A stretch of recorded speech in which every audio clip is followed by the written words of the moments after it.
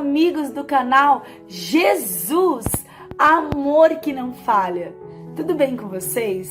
Bom, o vídeo de hoje é uma continuação da história que eu estava dividindo com vocês a despeito do complexo de inferioridade e bullying. Pois é, gente, eu já fui vítima dessas duas coisas na época que eu era adolescente. Para quem não viu o vídeo anterior, assista, vou deixar o link aqui na descrição desse vídeo. Eu contei um pouco sobre o episódio quando eu fui eleita a 6ª menina mais feia da sala de aula. Gente, pois é. Ai, meu Deus, aquele dia foi um mártir para mim. E detalhe, essa eleição da 6ª menina mais feia da sala de aula, quem teve essa ideia? Nada mais, nada menos que um menino do qual eu era apaixonada. Um menino que eu amava na escola é que fez a eleição. Eu fiquei assim muito chateada, meu mundo acabou naquele dia. E naquele momento, a sementinha do complexo de inferioridade queria germinar no meu coração. Será que em algum momento você ouviu algo de alguém porque você é um pouquinho gordinha, ou você é magra demais, ou você tem cabelo cacheado, ou você é baixinha, ou tem o nariz achatado, enfim, ou gosta de determinada coisa e você é vista como uma pessoa diferente das demais? Será que você que está me assistindo aí na sua casa já sofreu um bullying? Será que você já sofreu complexo de inferioridade? Ou será que até hoje você ainda vive com complexo de inferioridade? Você não consegue enxergar os seus dons, você não consegue acreditar em você mesmo? Ou talvez não é você, talvez é os seus filhos que já foram vítima de bullying. A gente ouviu já tanta história de jovens que se mataram depois de sofrer bullying. E tem aqueles que não se suicidaram, mas carregam até hoje o complexo de inferioridade. Não são pessoas seguras, são pessoas tímidas, porque algo que ouviu na infância criou uma semente que germinou. Eu quero falar para vocês, gente, que a minha mãe usou o poder das mães, que é o que eu falei no vídeo anterior também. Eu falei um pouquinho sobre o poder das mães. E você que é mãe, você é a maior influenciadora dos seus filhos. Ainda que muitos na sociedade falam coisas terríveis para eles, gerando neles complexos de inferioridade, gerando baixa estima, fica a estima, abaixo autoestima ou abaixo estima, como fala esse negócio? Enfim, gerando neles, complexos que acabam reduzindo a autoestima deles. Você que é mãe, você tem o poder nas suas mãos e na sua boca de ajudar os seus filhos a vencerem um complexo de inferioridade. Então eu quero convidar aqui a minha mãe para você ouvir da boca dela quais são as 2 atitudes que ela tomou que me ajudou a vencer o complexo de inferioridade. Senta aqui, mãe, que lá vem história. E essa história vai te inspirar. Oi, tudo bem? Ela é a minha mãe, gente, e eu a convidei justamente para ela dividir um pouco essa história. Vai ser uma história rápida, mas que vai mexer com você. Principalmente você que é adolescente, está sofrendo complexo de inferioridade, e você que é mãe, que tem um adolescente sofrendo bullying na escola ou em algum lugar que ele frequenta, porque existe bullying também na internet, né, mãe? Sim. Hoje em dia, né? Tá tendo muito bullying na internet. Mãe, você lembra aquele dia que eu cheguei pra você mal e você falou assim: filho, o que aconteceu com você? E eu falei pra senhora: mãe, eu hoje fui eleita a 6ª menina mais feia da sala de aula. O que você... Vamos começar assim o nosso bate-papo aqui com o pessoal. Eu quero te perguntar assim, o que você como mãe, porque hoje eu sou mãe também, e eu pensei, se eu falasse isso com meu filho, eu ia querer sacudir a pessoa, falar: meu, entra no espelho e se enxerga, que meu filho é lindo. O que você como mãe sentiu na hora, quando a sua filha chegou e falou: fui eleita 6ª menina mais feia da sala de aula? Fala pro pessoal, o que você como mãe sentiu? Eu como mãe me sentia assim, muito triste e chateada. Porque eu falei assim, como uma pessoa, uma adolescente, na verdade, aponta o dedo para uma outra adolescente falando que ela é feia. Porque não existe feiura, existe estereótipo diferente. Acontece, né? Às vezes, pra gente não se encaixar no padrão de um determinado ambiente que você frequenta, quando você foge do padrão, o diferente incomoda. O diferente incomoda. Porque olha que engraçado, gente. Quando eu fui taxada a sexta menina mais feia da sala de aula, as pessoas não estavam vendo, mãe, apenas a questão da beleza, mas ser um conjunto. Tinha a ver com que tudo que eu fazia na escola. Porque o que aconteceu? Não era só o meu estereótipo, era também o meu comportamento, as minhas atitudes. Porque a minha mãe sabe muito bem. Quando eu conheci Jesus na escola, eu tomei a decisão de ser diferente. Uma vez, mãe, não sei se eu te contei isso, vou te contar agora, acho que você nunca ouviu essa história. Uma vez, quando eu voltei para Jesus na escola, e eu decidi servir ao Senhor na minha escola, eu lembro que o pessoal começou a falar: nossa, você tá estranha, sei lá, você tá só falando de Jesus, você não é mais aquela pessoa que tava com a gente e tal. Porque quando a gente tem encontro com Jesus, a gente fica apaixonado. A gente só quer falar de Jesus. A gente só quer falar de Jesus, gente, porque quando a gente encontra água no meio do deserto, a gente quer beber da água. A gente quer que todo mundo beba dessa água, porque é uma coisa, gente, que nos fez tão bem, que o que a gente deseja é que as pessoas também tenham aquela experiência. Então, eu só falava de Jesus mesmo na escola, porque eu estava vivendo aquilo, né? De uma pessoa que antes sofria de depressão, teve um encontro com Jesus, e Jesus me curou da depressão ainda, né? A primeira vez que eu tive depressão foi quando eu era adolescente, Jesus me curou, e aí eu fiquei chata, né? Pro pessoal, porque eu não falava mais de sexo, não falava mais de coisas do mundo, eu falava de Jesus, porque a minha maior alegria agora era Jesus. Enquanto as meninas da escola lá estavam se reunindo para ver homem pelado na revista, eu tava com a minha Bíblia, andando para lá e para cá na escola, querendo dividir Jesus. E uma vez, eu não te contei isso, reuniu várias pessoas da sala de aula na mesa lá do nosso refeitório, sentaram assim, acho que eram umas 10 pessoas, a Tamira estava do meu lado, ela é testemunha, e sentaram lá na frente do outro e falaram assim: agora você tem que ouvir. Eu estava desesperada: Kátia, eles vão falar umas coisas pra você. Falei: calma, Tamira, isso aqui em paz, se é pra ouvir, eu vou ouvir. E aí começaram a sentar, e um começou a falar, apontando o dedo, vários, quase umas 10, desde quando você foi pra igreja, desde quando você aceitou Jesus, desde quando você começou a andar com a Fran, você não é mais como era antes. Ai, porque você sabe tal. E começaram a acusar, apontando o dedo, um a um. Eu só ouvi. Advogado do diabo. Isso você matou, mãe. Eu só ouvi falar assim: olha, gente, eu respeito vocês, mas assim, a Caterine, que antes falava das coisas sabe, coisas do prazer desse mundo, que falava de balada, ela não existe mais. Porque eu sei o que Jesus fez comigo. Eu falei desse jeito: eu sei o que Jesus fez comigo. Vocês, né? Eles não me viam numa cama de depressão, eles não me viam chorando, eles não conseguiam enxergar o vazio que eu tinha. Porque quando você tá com vários amigos, você pode estar sorrindo, né, mãe? Mas quando você está sozinho no quarto, só você sabe quem você é quando ninguém está olhando pra você. Porque usar uma capa é muito fácil. Muito fácil. Não é? Colocar uma máscara e fingir que tá tudo bem é muito fácil, não é, mãe? O adolescente é muito carente, né? É muito carente. O adolescente é muito carente, ele é muito assim, vago, né? Ele não tem assim, firme no pensamento dele. Ele é instável, fácil, né? É muito instável, é fácil de levar a situação. Ele é instável. E o que aconteceu? Isso fez com que a minha atitude de servir a Jesus na escola, a minha atitude de ser careta, a minha atitude de ser radical, de falar de Jesus, sabe?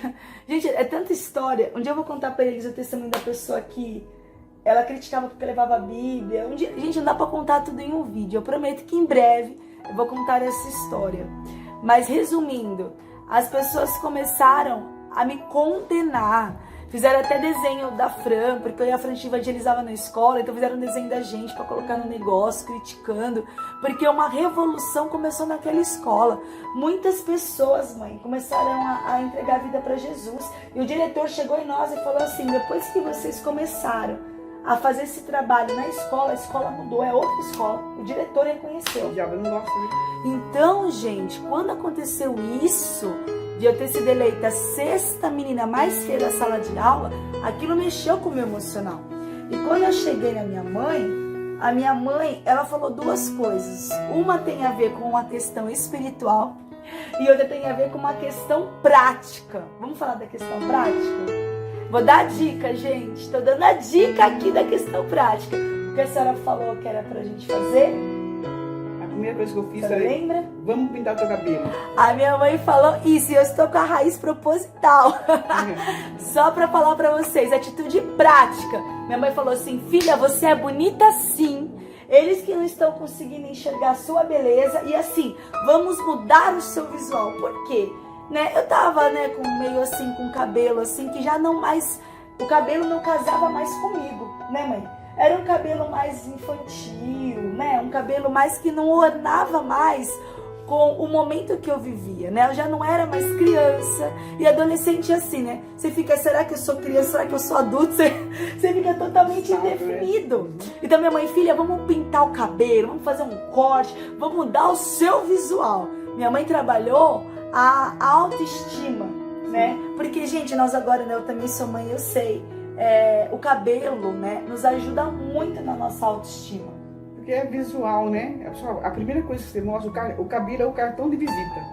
Você chega no lugar, a pessoa já olha, chega assim, de qualquer jeito, a pessoa já olha no teu cabelo, olha na tua roupa pra ele ficar. Não, e eu tenho certeza que, você no cabelo. eu tenho certeza que, né, muitas mulheres aqui acompanham o nosso canal. Com certeza você já ficou mal um dia quando você olhou pro espelho e você viu teu cabelo feio. Mãe, acho que não tem uma mulher que não passou por isso. Sim. Porque você olha... Gente, eu já tive essa experiência uma vez, de eu olhar pro espelho e falar: cadê eu? Eu não sou esse tribufu.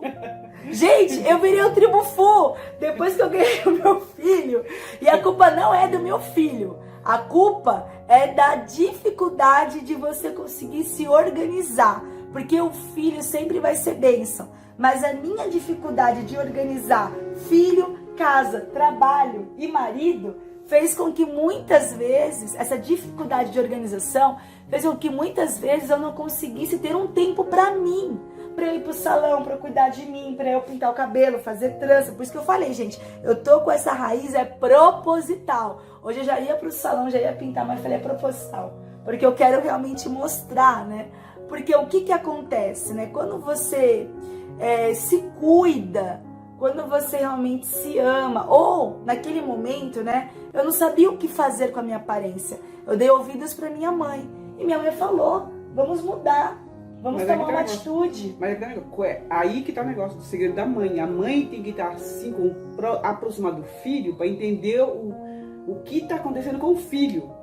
Por que ela chegou e falou isso pra mim? Mãe, fui eleita a sexta menina mais cedo da sala. Por quê? Porque eu estava próximo da minha filha, eu não abandonei ela. Eu percebi que ela estava triste e fui até ela e falei: filha, o que está acontecendo com você? Eu fiz a pergunta e ela confiou em mim e se abriu. E tem jovem que não se abre. Eu acho que você tem que procurar a tua mãe, porque a tua mãe é a tua amiga. A tua mãe não é a tua inimiga, a tua mãe vai te ajudar. De repente é um cabelo, filha, vamos mudar o cabelo. É a tua roupa, vamos mudar o teu estilo de roupa. A mãe vai ajudar você, então você tem que procurar a tua mãe. E às vezes não é nada, às vezes pode ser uma carência do adolescente, né? Às vezes carência. Porque às vezes, a gente sabe da minha prima, você conhece. Às vezes a mãe, ela acha que assim, eu vou dar a melhor escola, vou dar a melhor roupa, vou dar aquilo, vou dar isso. Mas às vezes a criança ou adolescente tá gritando, falando assim: eu só quero a sua atenção. Sim. É só a sua atenção que eu quero. Eu conheci, gente, eu tive, né, uma pessoa na minha família que a mãe, muito bem de vida, dava tudo pra pessoa. E um dia ela chegou em mim e falou assim: Kátia, o meu sonho era ter os pais que você tem. Por quê? Porque eles davam atenção, eles me ouviam. A minha mãe, principalmente, uma mãe multitarefa, trabalhando com várias coisas, né? E a gente é muito parecida de ser multitarefa. Mas quando eu estava gritando por dentro, ela parou e me ouviu. Por quê? porque relacionamento é mais importante do que as coisas. Eu quero fazer um alerta aqui para as mães. Cuidado, porque ali você pode estar trabalhando tanto para querer dar um futuro para o seu filho, e às vezes o que o seu filho precisa no presente é apenas o seu ouvido. E eu também dou um alerta para o adolescente, né? Às vezes você está buscando ajuda em tantas pessoas e eles ajudam, está na sua casa. É Jesus e é os mais velhos, seus pais, porque a Bíblia fala para nós darmos ouvido aos mais velhos. Falamos isso hoje no treino. Falamos. Hoje Jesus usou eu e minha mãe, gente. A gente foi hoje fazer umas compras no Brás. E aí eu e minha mãe, a gente tava no trem e Jesus começou a usar a gente lá. E a gente começou a falar de Jesus lá no trem com as pessoas que estavam conversando. E nós falamos exatamente isso. Esse assunto, exatamente isso. Exatamente isso que a gente tá falando aqui no vídeo. É impressionante. É impressionante. Então assim, ouça os mais velhos, ouça sua mãe. Ouça sua mãe, porque muitas coisas que você está passando, a sua mãe já passou. Porque minha mãe falou aqui, né? Por ela ser negra, minha mãe também já foi vítima de bullying.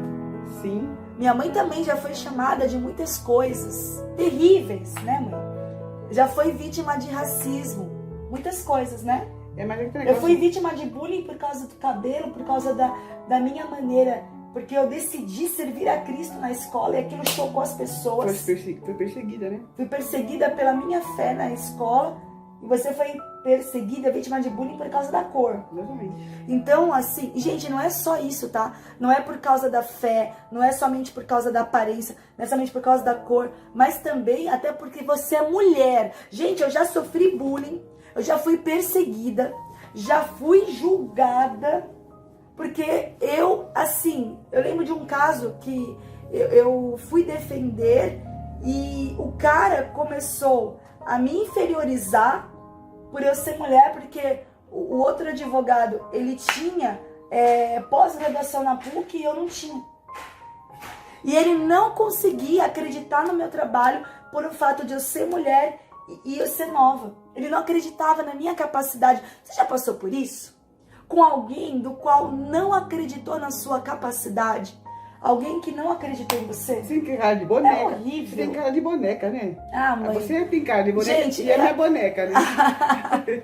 Gente, é assim, ó. O que acontece, né?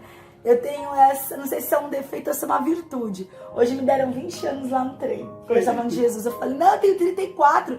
34 nem parece, eu tenho 34 anos. Não sei se é um defeito ou se é uma virtude. Eu só sei de uma coisa. É muito triste quando as pessoas não acreditam em você. É horrível. E as pessoas, além de não acreditar na sua capacidade, elas falam mal de você por não te conhecerem.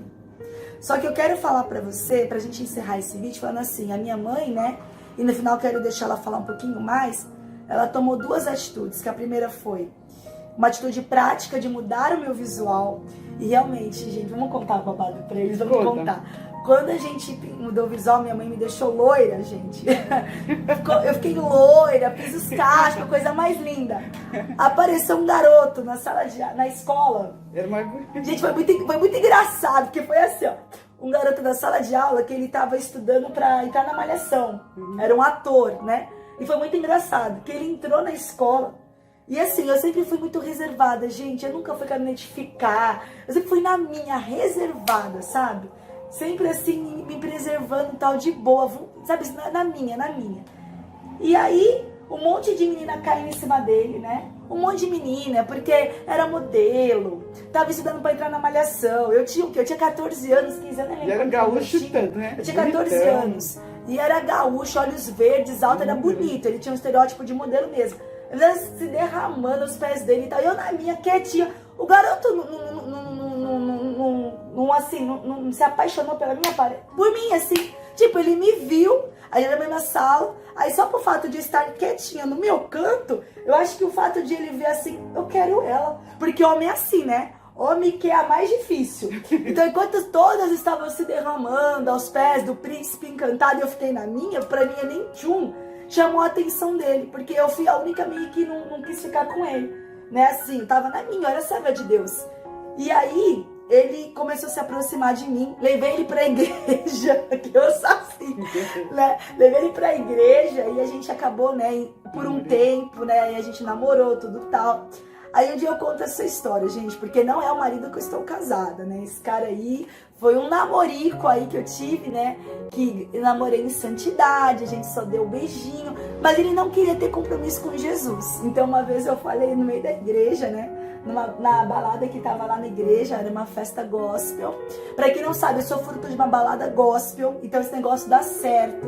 Fazer festa pra jovens dá certo, porque eu sou fruto disso. E eu falei, olha, eu tô terminando um relacionamento com você porque eu quero assumir um relacionamento com Jesus.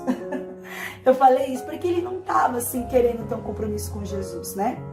Mas olha que coisa engraçada, né? Fazendo esse parênteses, foi depois que eu mudei o meu visual. Então eu não era feia. Na verdade, eu era um patinho, né? Lembra do patinho feio? Que eu estava em um momento indefinido. Não sabia se era para eu ter uma aparência de criança, uma aparência de adulto. Então eu ficava, né, naquela situação indefinida. E aí juntando também que eu pregava o evangelho, aí as pessoas juntaram o meu comportamento com a aparência e ponto, né? Não deram o valor, não reconheceram que eu tinha uma beleza diferente, daí que eram os meus cachos, gente, eram os meus cachos. E eu não sei se você também é cacheada, se você já passou também, né, por aquela situação do cabelo cacheado. E eu quero falar pra você, principalmente você que é cacheada, porque eu sou cacheada. E eu tô num processo, assim, agora que eu faço escova, porque é mais prático. Seja quem você é e tenha liberdade de você usar o visual que te faz bem. Se te fizer bem, né, mãe? Ficar cacheada, fica cacheada e ponto final. Se te fazer bem, você fazer progressiva, faça progressiva e ponto final. E se te fazer bem, você ficar ao meio termo, usar cacheada e lisa ao mesmo tempo, eu usei essa opção. Eu não tô conseguindo ainda me desvencilhar dos meus cachos, aí eu faço escova. Porque no dia que eu quero fazer escova, eu faço um botox aqui, faço uma selagem aqui. No dia que eu quero usar cacheada, eu uso. Eu quero usar liso, eu uso, né?